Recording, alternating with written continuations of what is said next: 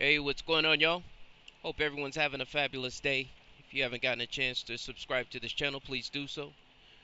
In this video, what I want to talk to you guys about is I'm getting a lot of people asking me about this new FICO algorithm coming out this summer. FICO's coming out with an algorithm called FICO10, and I get a lot of people asking me via email, via YouTube comments, asking me my opinion on this, and I just wanted to put my 2 cents in on this new algorithm coming out this summer. So as you guys know, there are several different types of FICO algorithms. One is FICO 5, you have a FICO 4, FICO 8, a FICO 9. They recently just came out with an Ultra FICO score. And then FICO algorithms are made by FICO Inc. And outside of that, you have Vantage scores, Vantage 3.0, Vantage 4.0, that's made by the credit bureau. So there are several different FICO or scoring models for determining your credit worthiness. And one of the things that I like to focus on is the fact that the fundamentals in credit never change. When they come out with the new FICO algorithm and they say, okay, we're going to start taking this into consideration. We're going to not make, considerations towards this. Like, for example, FICO 9, they said they're going to take um, paid off collections more into consideration than FICO 8 did. And so when when people ask me, well, what are your thoughts on the FICO algorithms? My opinion is this. As long as you understand the fundamentals of credit, nothing really changes for anybody. So whether you change the scores or not, the FICO algorithms are going to stay the same. Now, I do believe in trying to get the maximum points allotted for each FICO algorithm, but as long as you stick to the fundamentals, you pay your bills on time, you you go out, you build credit, meaning a mix of credit, like you have an auto loan, you have a mortgage, you have installment loans, revolving lines of credit. You try to get as many different items as you possibly can on your credit report as possible. And you pay these bills on time, right? You're making payments on time to these accounts, these trade lines. You don't have late pays. You don't have um, any missed payments or anything, or they don't go into collections, right? And if you do have collections, you do whatever you possibly can to get them removed from your credit report. Your revolving lines of credit, which are credit cards, um, what you want to do is you want to keep the smallest amount. Now, you have so many people that talk about 30% utilization rates, and the reality of it is you want to keep a small amount of credit on your credit cards as possible. When you look at people with 700 and above FICO scores, they're using anywhere between 2 to 7% of their utilization rate. So that's a good number to stick with. Try to stay in between 2 to 7% on your utilization rates. You don't go over that. You don't go out and apply for several different types of credit just for the sake of applying for credit. I made a video called Being a Credit Hoe. You don't go out there just applying for all different types of credit just for the sake of applying credit. And you keep a good mix of credit. As long as you keep doing this, over time your credit score is going to build credit. These are the fundamentals of credit. There's nothing that's going to change your score. Now, in this new FICO 10, I do understand that they're going to look at personal loans different. But it's not going to be so different that it's going to take you from, let's say, a 650 to a 520. As long as you understand the fundamentals of credit and you're going out and you're building credit in the right way and you're handling your credit in the right manner and you're being responsible, mature about your credit, you're going to be okay.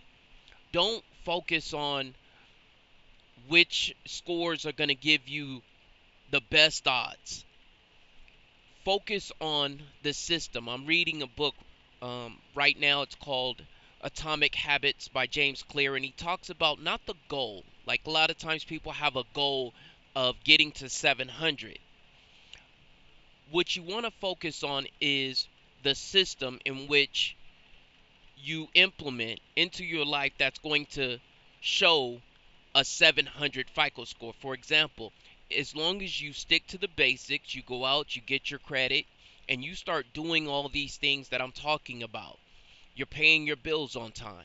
You have a great mix of credit. You're not using a large utilization rate. And let's say you don't even have a goal of getting into the 700s.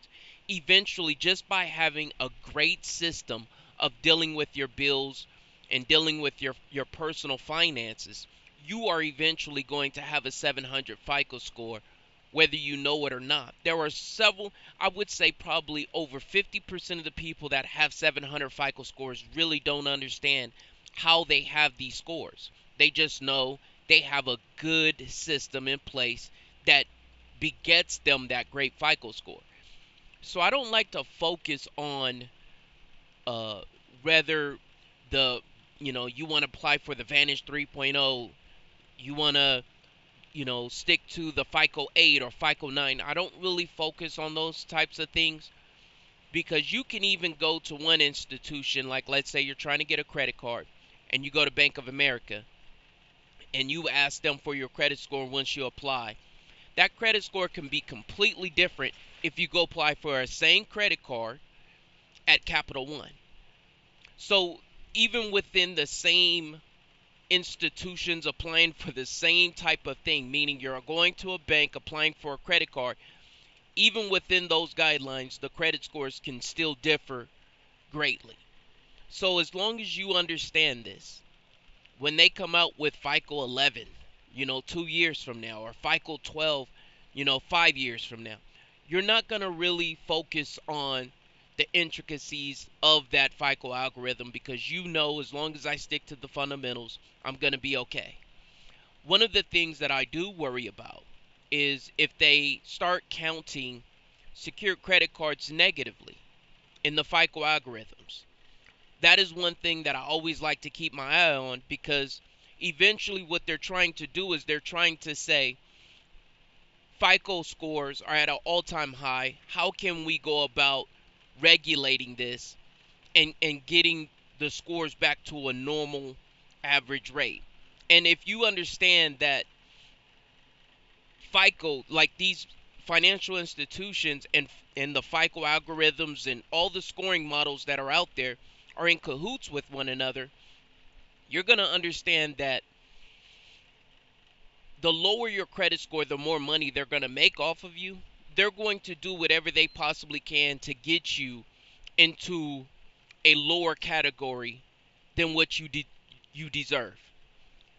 So a lot of people are out here doing all kinds of different things to get themselves into a 700 FICO score, and these companies know it. These financial institutions know it, and so what they're trying to do is just trying to bring the FICO scores back to an average. And every few years, there's always going to be a new FICO algorithm. There's going to be a new way of scoring credit reports for financial institutions.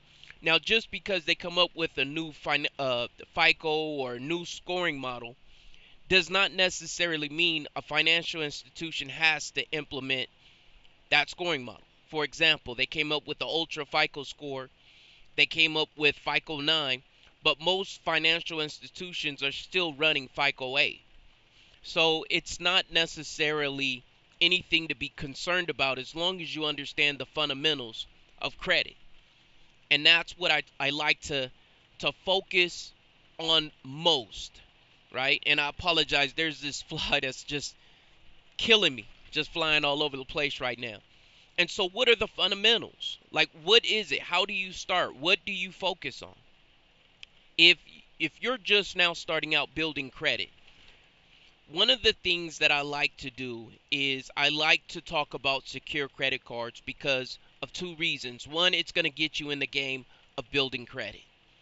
That's your very first start.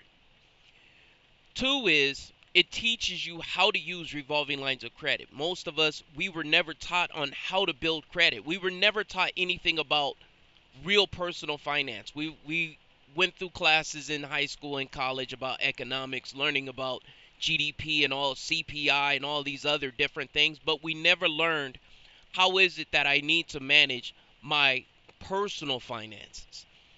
And so when you're talking about starting, and this might be day one for you, congratulations that you're taking the first step.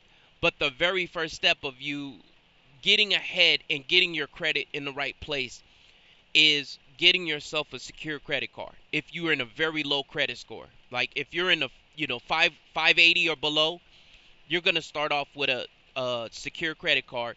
And the secure credit cards that I like are secure credit cards that are gonna graduate.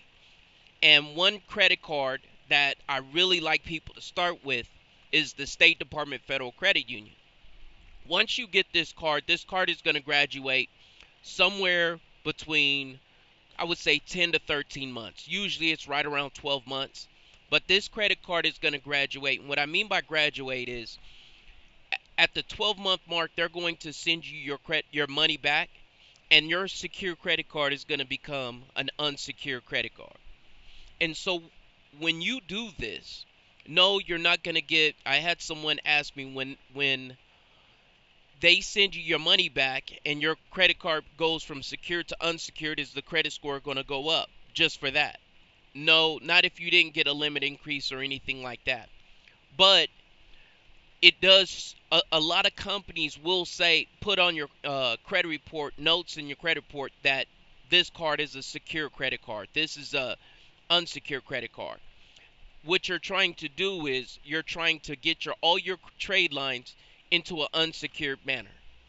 And so what the very first step is going out getting you an unsecured credit card, something like either a Capital One secure credit card or a State Department Federal Credit Union secure credit card. Now with the State Department Federal Credit Union, you do have to become a member of this bank, this financial institution first, and then you apply for the credit card, because in that way, when you do it this way, from my understanding, they do not do a hard pull on your credit report. And another thing is, when you're first starting out, you are going to rack up some inquiries on your credit report, meaning you're going to apply for several different financial institutions, right? You're going to have these things that's going to pull on your credit. So understand, these are the fundamentals of credit. Getting yourself a revolving line of credit on your credit report is going to probably be the best thing for you. Most people think it's going out, deleting items off credit reports, and that's not the case. Deleting items off your credit report is a secondary or third position act that you want to take on your credit report. Getting revolving lines of credit, 3 to 5 revolving lines of credit on your credit report. After you get your secure credit cards, there's two companies that I really like. One is MyJewelers. MyJewelers is going to report to all 3 credit bureaus. It's going to give you a $5,000 trade line. Now, how I use MyJewelers is this.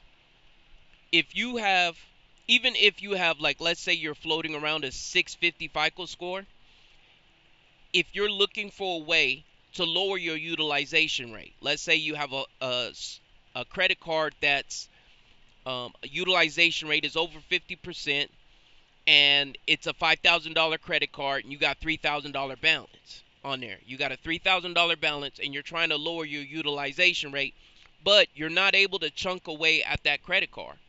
So what you want to do is you want to apply for a company, even if you already have credit. Well, Ken, I already had credit. I got 3 credit cards, but my utilization rate is low.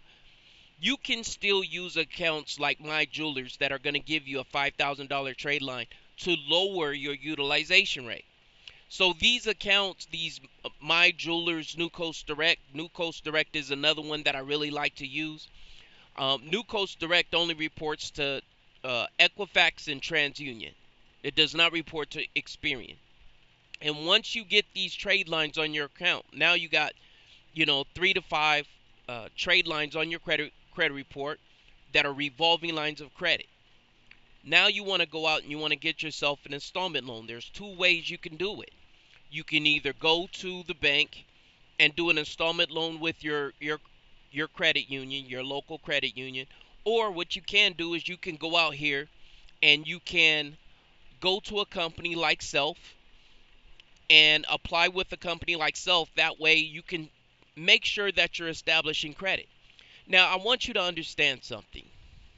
This is a fail proof system. You will not fail as long as you stick to the fundamentals. As I don't care where you're starting out in your credit journey, as long as you start with these, if you don't have credit on your credit report, there's a really good chance that you have a poor credit score. And it's not because of your collections, it's not because of your derogatories, it's because you just don't have a solid amount of credit, revolving lines of credit on your credit report. Now, when you have these revolving lines of credit on your credit report, it's not a matter of, oh, I gotta go out here and get 17 credit cards. You will hear people 40, 50 different credit cards. It's not a matter of that that's going to get you to the 800s or whatever. It's how you handle your credit. Are you being responsible? So when you're going out in this game, one of the dangers of dealing with credit is it's it's really addicting. It's really addicting in a matter of you always want to apply for credit. There's always going to be some, new credit card, whether it's a reward card that you really want, or in the sense of using your credit cards, it takes a great deal of discipline to understand that you can't go out here and just use credit cards like money just because you have it. And a lot of times people think because they have credit, they can go out and use their credit for whatever it is that they want. And that's why Dave Ramsey is so anti-credit card, because he doesn't have faith that you will be able to use credit responsibly. I have faith that as long as I keep sticking with you guys and keep teaching you guys the dangers and the pitfalls of credit of this whole credit game, you guys will understand that you have to be responsible. And there are those that are always coming back to me saying that they got themselves in a bind and need my help to get them out of a bind because they racked up high balances on their credit cards. However, you still understand the fundamentals, because as long as you stuck to this channel and been listening to me, I have been painting all the pitfalls of this credit game, on a monthly basis. I always try to make 1 or 2 videos talking about the pitfalls of credit. So as long as you guys understand these things, you're going to be all right whenever they come out with a new FICO algorithm. Don't be afraid of the new FICO algorithms. There are those that will, make videos telling you how, FICO is trying to keep you down. In a sense, they are. They don't want you to be successful, because if you have a low credit score, we can charge you a higher interest rate. And just 1 or 2 points on a home can lead to thousands of dollars. They're not playing a short game like we play. They're playing a very long game. 30 years is short to them, to a financial institution. They know at some point you're going to either refinance that home, give up the home, or pay it off. That's your only options when it comes to these financial products. So they know in 30 years they're going to get their money somehow, some way. And they're betting on you that at the very beginning, we're going to get you in a higher interest rate so that we can make more money off you in the long term. And as long as you guys understand this, you're going to be all right. When they come out with a new FICO algorithm, you're not going to be worried, because you got the fundamentals down. They could change the rules, but the principles of credit will never change. That's my 2 cents. And if you guys are out there worried about it, and you guys just watched this video, hopefully I put a little bit more ease into your minds about worrying about the different FICO algorithms. And, oh, I went to this company and they said I was at a 506, and when I look at my credit scores, it says I'm a 650. You're going to have those situations. I hear about them all the time, every day. I hear about a situation where somebody went and applied for something and the scores were drastically different. you're going to have those situations. There's nothing you can do about it. You can't, force those financial institutions to change their FICO algorithm to the scoring model that benefits you. That's just the game. And as long as you understand that, and as long as you're willing to work within the guidelines of the credit system, you're going to be okay. So don't worry about FICO10. Don't worry about FICO11. Don't worry about, oh, now they're going to take my banking information and start using my banking information. As long as you stick to the principles of good personal finance, you're going to be fine. Not going to make this a long video. I just wanted to reach out and touch you guys. I hope all your goals are going well. It's February, and hopefully you guys are still sticking to your budgets. And I'm going to catch you guys on the next one. All right? Talk to you guys later. You guys have a blessed month. Bye-bye.